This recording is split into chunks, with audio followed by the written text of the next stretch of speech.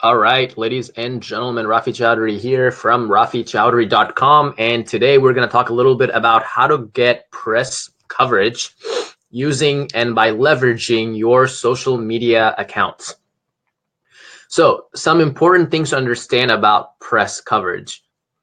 You have to first determine, why do you want it? Why do you need it? What are you trying to achieve with it? What's your goal? Why do you want press coverage? What is it going to do for you guys? Is it actually going to be worth it? You have to first determine if getting press coverage will actually help your brand. In most cases, the answer to that question is yes. Who doesn't want to get featured on Bloomberg, right? Who doesn't want to have a story about them or their company on Forbes, on Huffington Post, and all these large publications?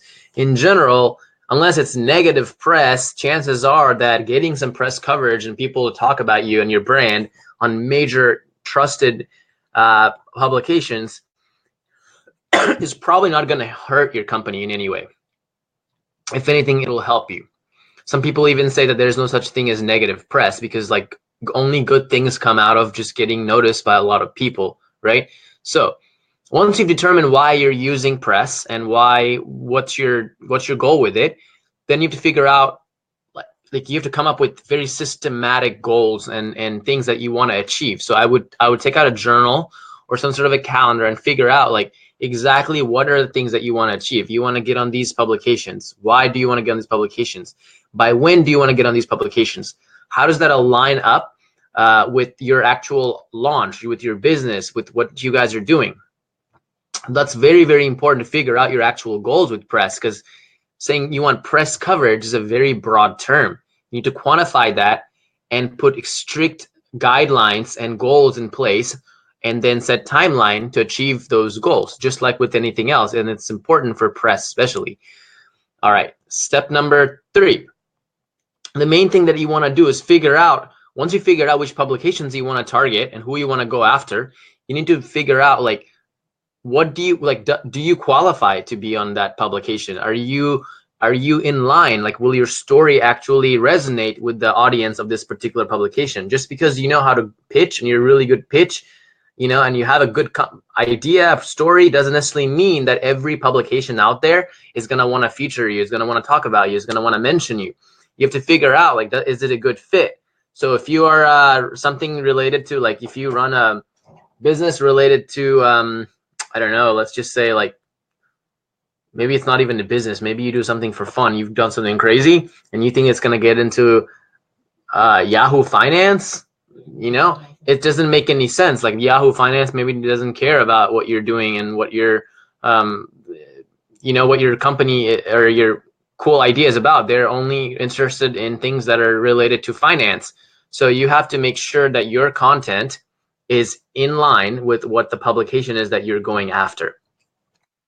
So once you figured out that you're a good fit, you figured out which publication you want to go after, what you want to start doing is trying to figure out who are the people, like how can you get published in that site? Does the site actually accept community contributors, right? Like, meaning, just can anybody not anybody, but someone who is an expert in a given authority, like in a given space, can they actually go on the site and start writing and contributing their voice? Or does the publication only accept articles and content from their staff editors? Because if it's staff, it's a lot harder for you to be able to get published in that publication than if the publication allows community contributors. And so what's the difference between a community contributor and a staff writer? Well, a staff writer is actually a paid individual. It's a paid journalist that's paid and has a position within the company to write about certain things, to mention certain people, to create articles and things like that. They're officially a staff member of the publication. In comparison, a community contributor is someone who is an expert generally in any given field that is allowed to basically contribute their knowledge and their understanding of that particular field as an expert authority in that particular space on said publication, right? So I write for a bunch of publications around the web. I'm not employed by any of them. They don't pay me anything. There's nothing that I really, I have no affiliation with them whatsoever. I don't represent them or anything even. But what I am allowed to do is I am allowed to contribute my expert knowledge on whatever topic that I pitch them on, basically, into that publication. Now, for you, if you are seeking PR, this makes a huge difference, because approaching me and trying to get me to cover a story might be a lot easier in some ways, and different at least, than if you approach Reuters magazine just directly, right? Or Success magazine directly. Because if you pitch them directly and they only have staff writers and you reach out to a staff member, it has to go through many other tiers of scrutiny and decisions before they even consider it. And chances are they may not even reply to you. Versus if you connect with a community contributor, it might be a lot easier, because I may be more receptive to it, right? A community contributor might have more time. They may find a unique way to present that piece. So typically, it's a better idea to pitch a community contributor versus pitching directly to the staff. But there's also a downside.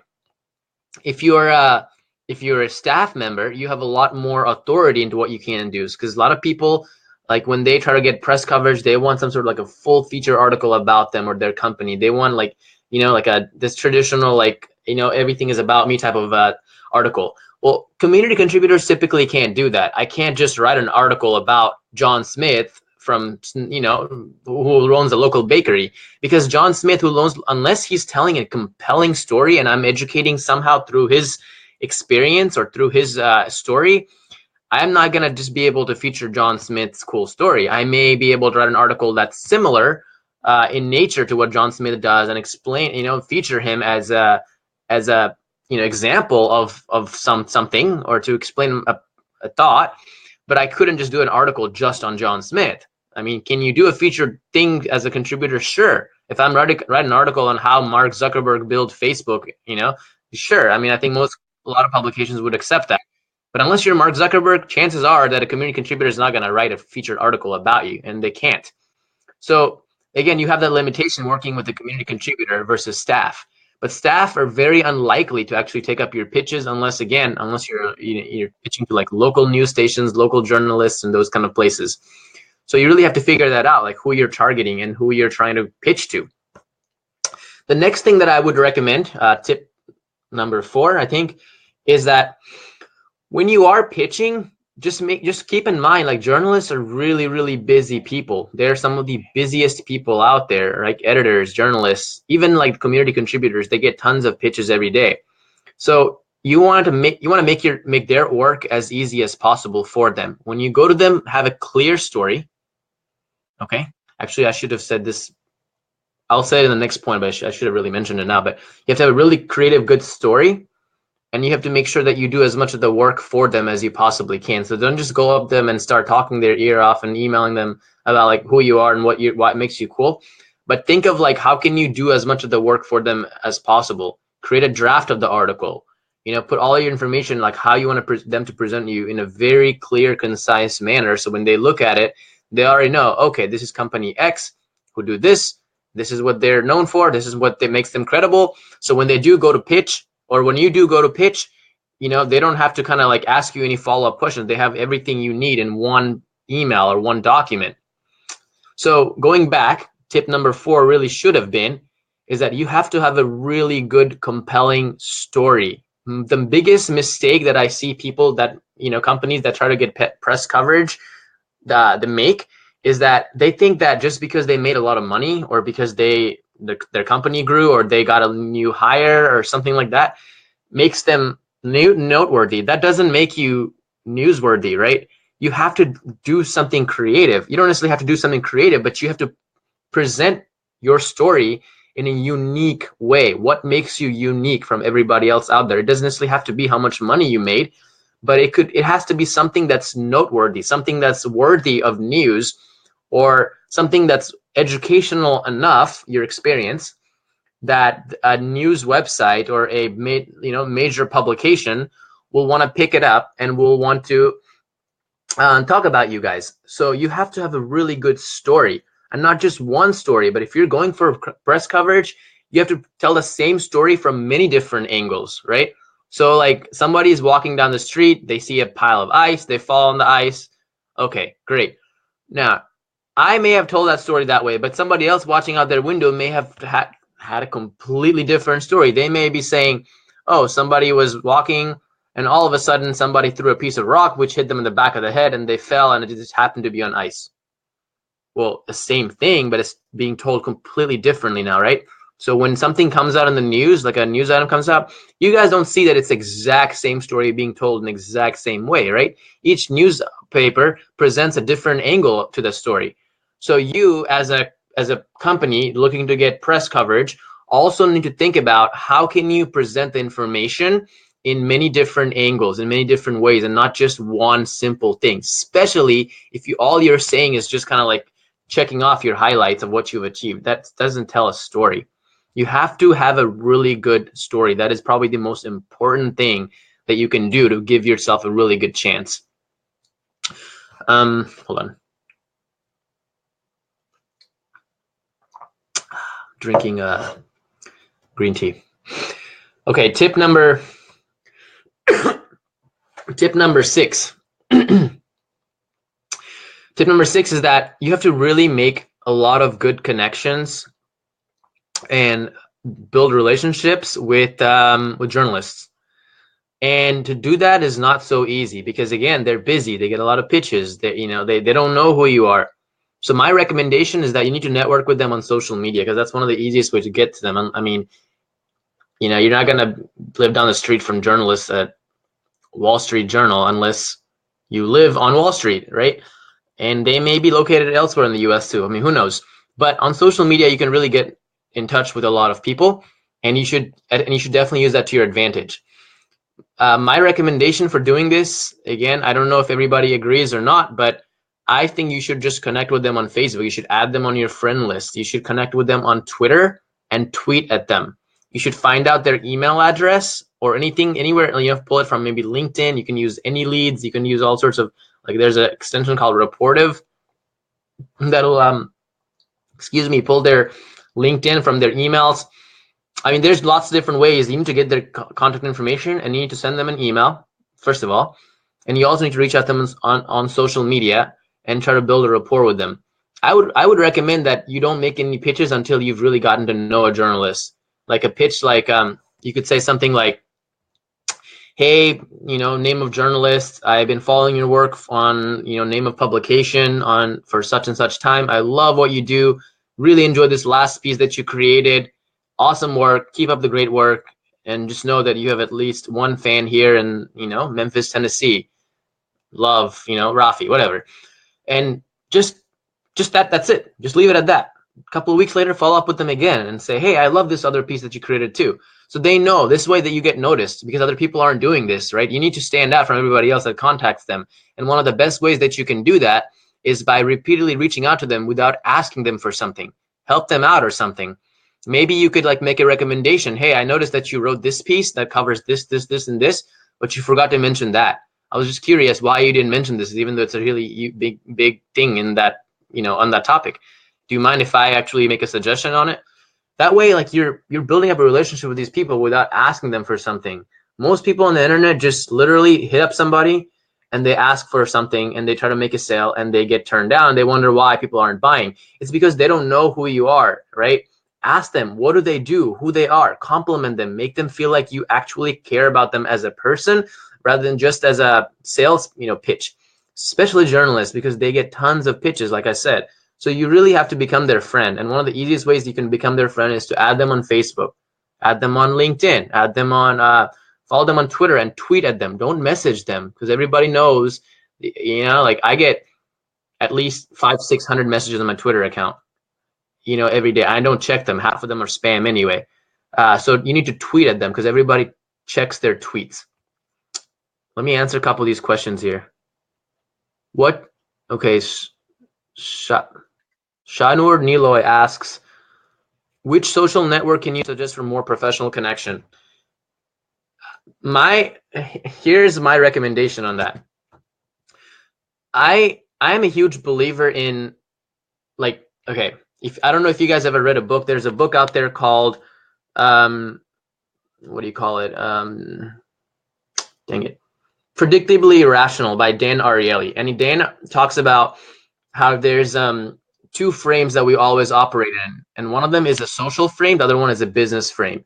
So if you treat any action, any interaction in like put that in a social frame, you're much more likely to get what you want versus if you do it strictly as a business transaction. Because if you're doing a business transaction, if you're operating in that frame, you're always going to have to make sure that the deal is, you know, equal, and like it has to, it becomes a lot more like hostile in a way.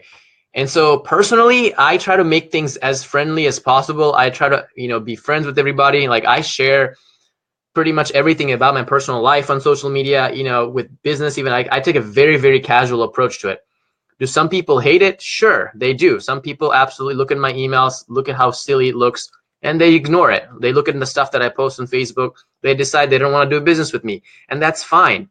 I'm okay with those people not doing business with me because in the long run, more and more people are connecting with me and they're actually getting to see me as a person and connect with me over social media as a person. So when I post a picture of me playing basketball, it may seem silly to you because why would I do that if it's my business account, right? It's like my personal, like public figure page. Well, it's because I am not trying to sell you on me as a professional person. I want people to connect with me because this is my persona. This is who I am. So when they see your work, they see your life every day, they can connect with you, even though you may not have a personal relationship with that person. When they see you over and over again, they will eventually be able to connect with you more. And so when you do go to reach out to them, they already know certain things about you. They already know who you are, what your brand message is, what you're passionate about, all these things you've been sharing with them all along. And same thing when someone reaches out to me. If I've been following them on social media, I kind of know who they are and what they do, and I feel much more comfortable doing business with them. So my recommendation to answer that question is that you try to add them on Facebook, honestly. And if they're not interested in adding you on Facebook, then add them on LinkedIn or do both. Facebook is definitely the way that you want to connect with most people because that's where the majority of people spend most of their time on. LinkedIn is a very professional network, and I found LinkedIn, I mean, it's just not my cup of tea. I use LinkedIn, obviously, and but I try to bring people to Facebook whenever I can, and that's where I really get to tell people my story and share with them like who I am. So that's my recommendation. So going back to tip number 6, connecting with journalists, letting them know who you are and being authentic and transparent with them is very, very huge, and just kind of connect with them on social media. That being said, obviously some of you guys live in areas where it's easy to connect with journalists. Like for me, no. I live in Memphis, Tennessee, and I don't know a single person in Memphis that writes for a major outlet besides like local news stations and things like that. But if you live in like LA, you live in New York, you live in San Francisco, like Seattle, you might friend journalists like at coffee shops and at events and things like that if you travel to conferences. So if you can connect with them in person, there's nothing better than to do it that way. Like by all means, connect with them in person. That's the best thing to do. And if you are going to connect with them, if they're responsive to you, try to set up a call like this. Like just do a Skype call with them and get, put a face to the name, because that goes a long way. And a lot of people are shy to make videos. I don't really know why. I guess I do know why. Some people, like especially people that are like computer people, don't really like it. Personally, I'm not a computer person. I just happen to be on the internet because that's where I do my business. But again, I'm a very personal, sociable person, and I enjoy being on camera, and I am not camera shy, so it's not that hard for me. But if it is difficult for you, I would recommend practicing doing live videos like this, doing whatever you can, try to get comfortable with the camera. So when you do reach out to a journalist and they do give you your time, you can hop on a call just like this with them and get them on the camera and start to, connect with them on a deeper level than just, your basic, hey, hi, what's up type of thing. Let's see, what else am I forgetting? Tip number 7, I would say is again, do as much of the work as you can with them, come up with a unique story to tell, and be realistic in your expectations. A lot of people will come up to you and, like I get a lot of pitches like, hey, can you do a full featured article for me on publication XYZ? I'll give you $200. And they're asking for like a major publication, like, Wall Street Journal or something. I don't know. Again, this video is mainly about obviously organic PR and how you can do it without having to work with somebody like myself. But the general rule of thumb is that just be realistic. Even if you're doing it organically and you're making a pitch, chances are they're not going to write a story about you. They're not going to do anything more than just mention your name somewhere as a as something, you know. So keep that in mind when you do pitch. Try to keep that in mind and have a realistic expectation. Don't try to, you know, get more out of it than what you're giving back. And if you do get a journalist to talk about you and write about you, keep in touch with a journalist, make them your best friend. I'm not saying do opportunistic networking, but I am saying thank them over and over again. You know, do your best that you can to share that article, run ads to it, send it to your entire follower list. Like, do whatever you can and try to give them as much exposure as you can, and keep that journalist on file. Because if, again, it's just like customers, right? If you can get someone to pay you $1, you're 10 times more likely to get that person to pay you another $1 than someone cold off the street, correct? Same thing with journalists. If you can get them to invest in you and do one feature on you, well, chances are you're going to get them to do it another one and help get them to connect you with somebody else. So really try to leverage their network and their expertise and make it a win-win. Do something for them. Don't just have them write about you. But journalists, like especially community contributors, I mean, we don't really get paid for, you know, writing on Forbes and Inc. and whatever. So figure out how you can compensate them for that. And it doesn't necessarily have to be money. In fact, most publications do not really like it at all if you pay journalists to write about them. So you want to make sure that you compensate them in other ways, like, you know, you help them out with something. Also, I would really recommend this website. It's haro.com, and it stands for Help a Reporter Out. There are many reporters and journalists out there that are basically looking like to, you know, for industry experts to share their opinion on certain topics that they're writing about. If you go on there and answer enough questions and give enough information, chances are you're probably going to get picked up by tons of, you know, places around the web if you do a good job at it. So check out I think it's haro.com. Let me make sure. Oh no, I'm just kidding. It's actually called helpareporter.com. So spell it out. Helpareporter.com. Go there, sign up, make an account, and start contributing knowledge. And again, most important thing is just have your presentation and everything really handy. Like, keep really nice, solid decks about who you are, what you do. Make tons of these videos so people can know your expertise. Write blog posts, and just let the industry know that you're definitely one of the biggest players and that you do more than just do business. You educate your audience and you want to make a difference in how they do business as well. And if you do those things, and if you have that kind of a proof behind you, when you do go to pitch, it's not so random. You are an industry expert reaching out to a reporter, and you want to make their life easier as well. That's pretty much all I have right now. Thank you guys again for joining. If you have any questions, leave it in the comments below. I'll try my best to try to respond to as many of them as I can. Rafi Chowdhury checking out.